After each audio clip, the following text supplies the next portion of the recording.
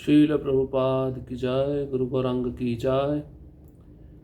कल के सत्र में हमने सुना था किस प्रकार से श्रीमती राधा रानी रघुनाथ दास गोस्वामी पर कृपा करती हैं। रघुनाथ दास गोस्वामी भीषण गर्मी में, तप्त गर्मी में जप कर रहे होते हैं, बाह्य जगत से बिल्कुल परिचित नहीं होते। और सनातन गोस्वामी जब दूर से आ रहे होते हैं, वे क्या देखते हैं? श्रीमती राधा रानी अपने साड़ी के पल्लू से रघुनाथ दास गोस्वामी को छाया प्रदान कर रही है, जिससे उनको गर्मी ना लगे। ये देखकर सनातन गोस्वामी बहुत दुखी होते हैं। रघुनाथ दास गोस्वामी को कहते हैं कि जिनकी सेवा हमें करनी चाहिए, हम उनसे सेवा ले रहे हैं, आप ऐसा क्यों कर रहे हो? आपको अपनी कुटिया बनानी चाहिए। तो इस प्रकार से गंभीरता पूर्वक जो हरिनाम में लगा रहता है, व्याकुलता पूर्वक जो हरिनाम लेता है, श्रीमती राधा रानी उस भक्त पर अपनी कृपा का वर्षा करती है। और श्रीदास नामक ब्रजवासी का प्रसंग भी हमने सुना, किस प्रकार से सखी स्थली नामक गांव से जब पलाश वृक्ष से बड़ा पत्ता वह लेकर आते हैं और रघुनाथ दास गोस्वामी को उसमें छाछ पिलाते हैं, तो रघुनाथ दास गोस्वामी पहचान जाते हैं ये पत्ता कहाँ से है। तो पूछते हैं, बोलते सखी स्थली गांव गया था, वहाँ से पत्ता लेके आया हूँ। तो ये सखी स्थली गांव चंद्रावली का गांव था। तो सखी स्थली नाम सुनते ही रघुनाथ दास गोस्वामी उस पत्ते को फेंक देते हैं और कहते हैं आज के बाद उस गांव में भी मत जाना, उस पत्ते को भी लेके मत आना, क्योंकि ये जो चंद्रावली है ये मेरी श्रीमती राधा रानी की प्रतिद्वंदी है और मैं इसको पसंद नहीं करता। और आज का जो लीला है बहुत ही सुंदर है। मानसिक रूप से परमानंद ग्रहण, मन से सेवा करते थे रघुनाथ दास गोस्वामी। उनको मानसी सेवा बताई गई थी, मन से भोग लगाना, मन से श्रृंगार करना, और मन से की हुई सेवाएं जो शुद्ध भक्त होता है, भगवान उन सेवाओं को स्वीकार करते हैं।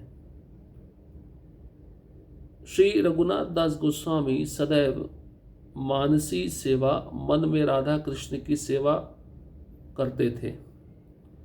एक दिन ध्यानस्थ स्थिति में उन्होंने मीठी खीर बनाई और उसे राधा कृष्ण को अर्पित किया। अत्यंत आनंद पूर्वक श्री राधा कृष्ण ने अर्पित सामग्री को स्वीकार किया। वह अपना महाप्रसाद सखियों को दिया।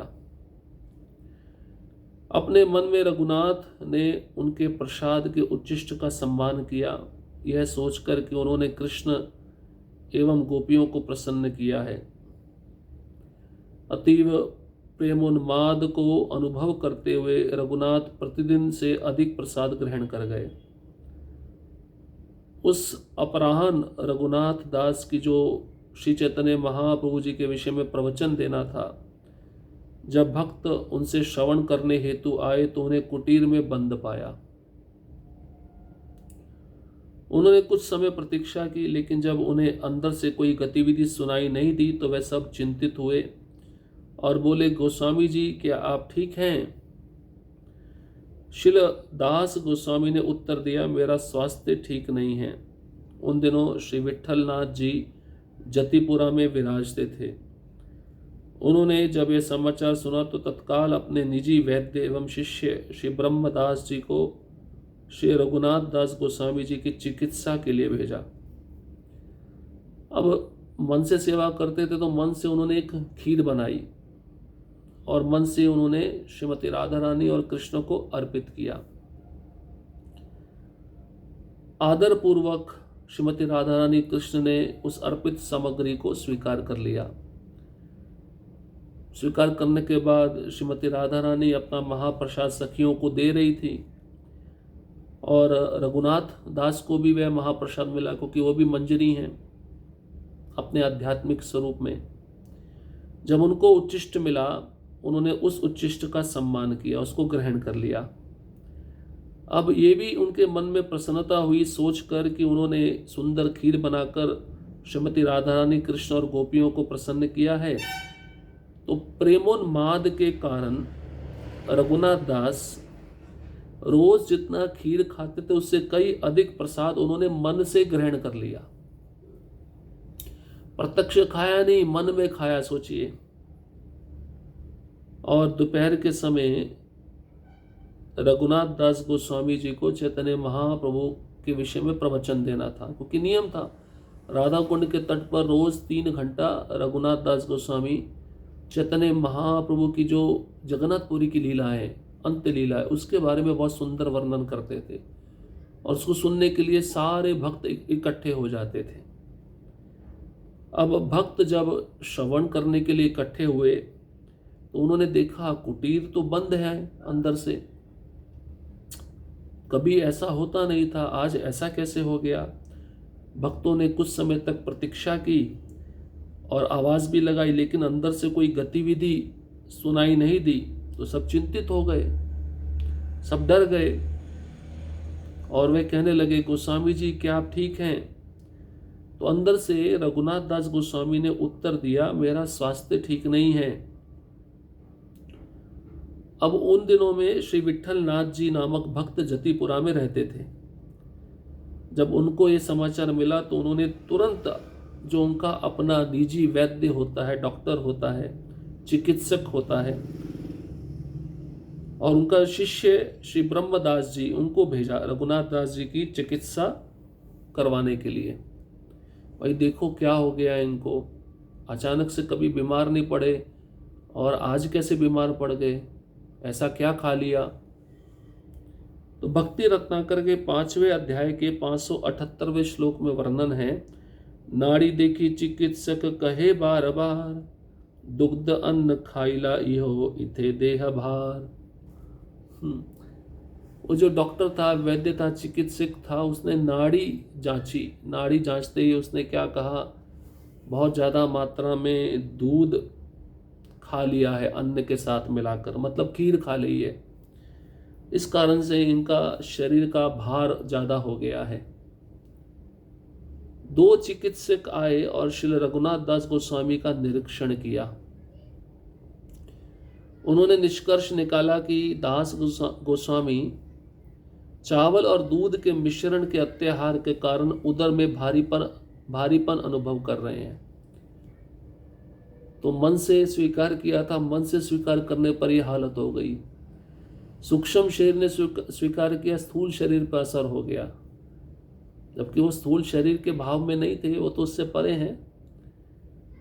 तो चिकित्सक कहने लगे, भाई चावल और दूध का बना हुआ मीठा पदार्थ ज़्यादा मात्रा में ग्रहण कर लिया है, इसलिए इनके पेट में भारीपन हो गया है। निरीक्षण का परिणाम जानकर सभी आश्चर्यचकित हो गए। ये कैसे संभव था कि रघुनाथ दास गोस्वामी जो प्रतिदिन कुछ छाछ पीकर निर्वाह करते थे, अत्यधिक खीर खाने से अस्वस्थ हो गए। यह और भी अधिक विस्मयकारी था कि खीर ध्यानस्थ स्थिति में खाई गई थी। निरीक्षण किया वैद्य लोगों ने, डॉक्टरों ने, तो उसका परिणाम जब भक्तों को पता चला, जो उनसे कथा सुनने के लिए आए थे, कि भाई ज़्यादा दूध और चावल का बना हुआ पदार्थ खाया, इसके कारण इनके पेट में भारीपन हो गया है, ये सुनकर सब आश्चर्य में पड़ गए। ये कैसे संभव हो सकता है कि रघुनाथ दास गोस्वामी जो रोज कुछ छाछ की बूंदें पीते हैं, कुछ छाछ की बूंदों को पीकर अपने जीवन का निर्वाह करते हैं, ज़्यादा खीर खाने से तबीयत कैसे बिगड़ गई? खीर तो कभी खाते ही नहीं है। अब ये और भी अधिक विस्मयकारी था। बाद में पता चला खीर उन्होंने ध्यान में खाई थी, मन के द्वारा खाई थी।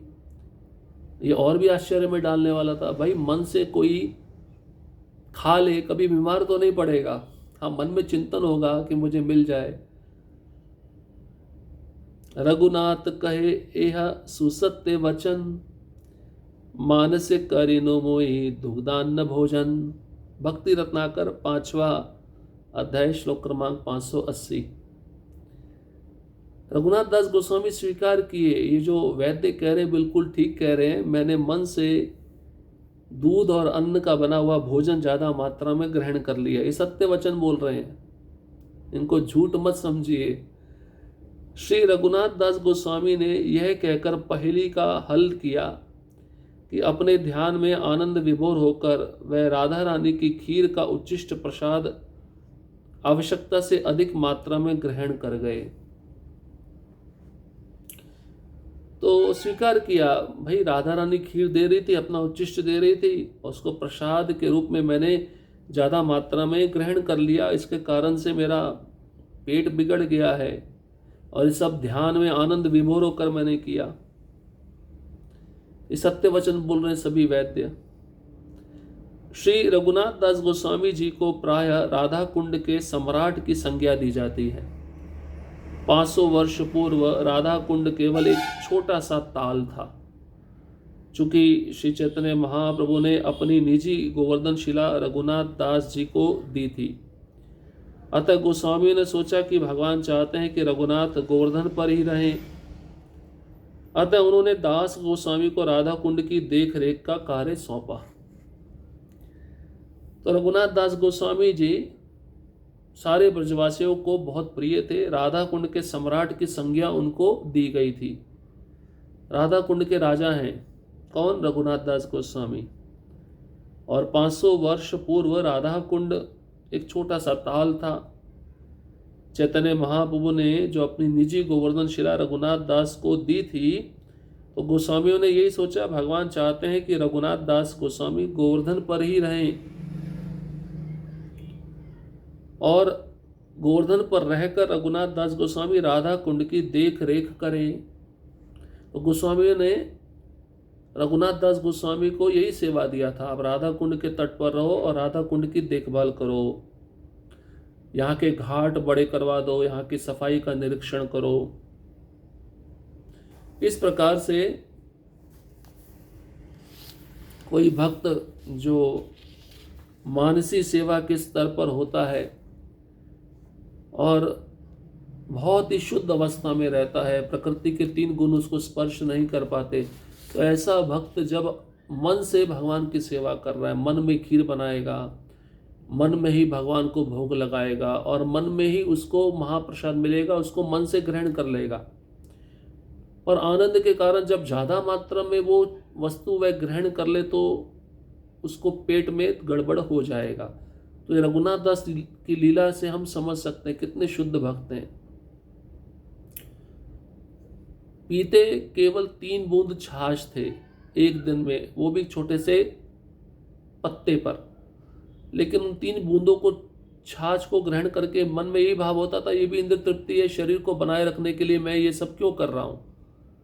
लेकिन जब मन से खीर ज़्यादा मात्रा में खा ली महाप्रसाद समझकर कि राधा रानी ने प्रदान की है, तो उनसे रहा नहीं गया। कभी कभार हमारे साथ भी होता ना, हम तो प्रत्यक्ष खाते हैं, कभी एक आइटम ज़्यादा अच्छा लगा तो हम और खा लेते हैं, और खा लेते हैं, है ना, या कोई हमको और उत्साह देता तो और खा लेते हैं। ये तो मन से खाया गया था। सच में खाया जाए तो सच में पेट बिगड़ ही जाएगा, लेकिन ये तो मन से खाया था तब भी पेट बिगड़ गया, पेट में भारीपन होने लगा। सोचिए कैसी लीला है। तो रघुनाथ दास गोस्वामी प्रयोजन आचार्य हैं। प्रयोजन मतलब कृष्ण प्रेम, कृष्ण प्रेम के आचार्य हैं। दिन रात गोवर्धन के विरह में वे रोते रहते थे।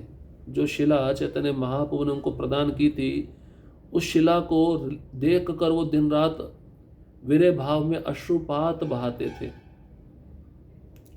तो इस प्रकार से बहुत सुंदर लीला सुनकर बहुत आनंद आता है। इस अवस्था को प्राप्त करना इतना आसान नहीं होता है। जीवन भर बहुत कड़े नियमों का पालन करना पड़ता है, और कड़े नियमों का पालन करते करते जब कोई रागानुगा भक्ति के स्तर पर आता है, तब मन के स्तर पर वह सेवा करना प्रारंभ करता है। और प्रभुपाद जी कहते हैं, जब शरीर साथ ना दे, भक्त लंबे समय तक अपने स्थूल शरीर को सेवा में लगाए रखा होता है और शरीर वृद्ध हो जाता है, बीमार हो जाता है, फिर स्थूल सेवा नहीं हो पाती, तो वह मन से सेवा करे, उस सेवा को भी भगवान स्वीकार करते हैं। तो इस प्रकार से हमें भी अपने मन को प्रशिक्षण देना चाहिए। एक दिन हमें भी ऐसा देखना पड़ेगा, हमारा शरीर हमारा साथ नहीं देगा, तो मन से हम भगवान के लिए कुछ बनाएं, मन में ही अर्पण करें, ऐसा भाव हमारे मन में भी जागृत होना चाहिए। लेकिन ये बाद की अवस्था है, उसके लिए भी हमें तैयारी करके रखना चाहिए। और भी बहुत सुंदर लीलाएं हैं, उसको हम अगले सत्र में श्रवण करेंगे। रघुनाथ दास गोस्वामी और दान लीला। हरे कृष्णा कृष्ण कृष्ण हरे हरे, हरे राम राम राम हरे हरे। श्रील प्रभुपाद की जय, गुरु गौरांग की जय।